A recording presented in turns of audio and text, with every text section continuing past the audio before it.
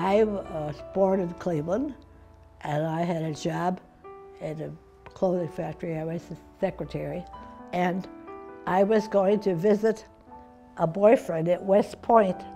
I took a train from Cleveland to New York, coach train, and this gentleman, young man, sat next to me.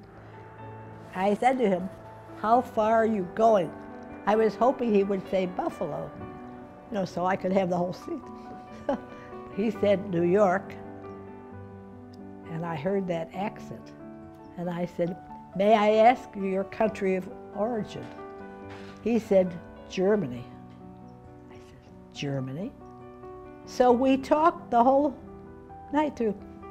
That's how we met. I said to him on our first date, "What do you think about American girls?" He said, "Well, they're very nice, but they're very anxious to get married." Well, I was so insulted. On our second date, he proposed to me.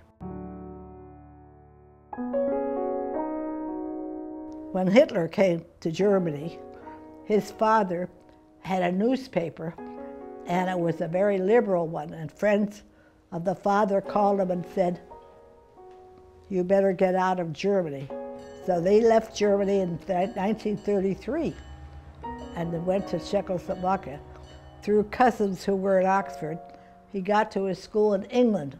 But in 1939, the war broke out, and he only had one passport, which had a big J on it and a swastika, and they wouldn't let him back in England because they said he's an enemy alien.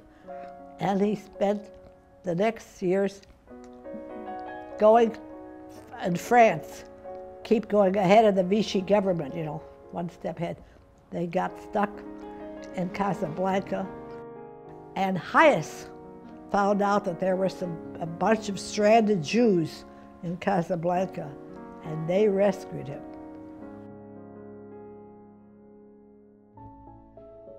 Bruno Cassirer, there were all these Cassirers, and they all had a lot of paintings.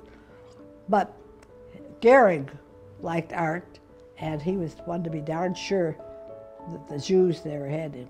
They had a Rembrandt, and they had a Cézanne, and they had all kinds of art. But the Gestapo was watching them.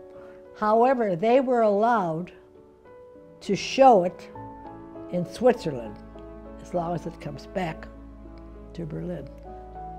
So this cousin, Bruno, said to Claude's grandmother, "Let me take the ship to Passau also," because he had in Switzerland very, very clever person who copied all of this art, and he sent the fake art back.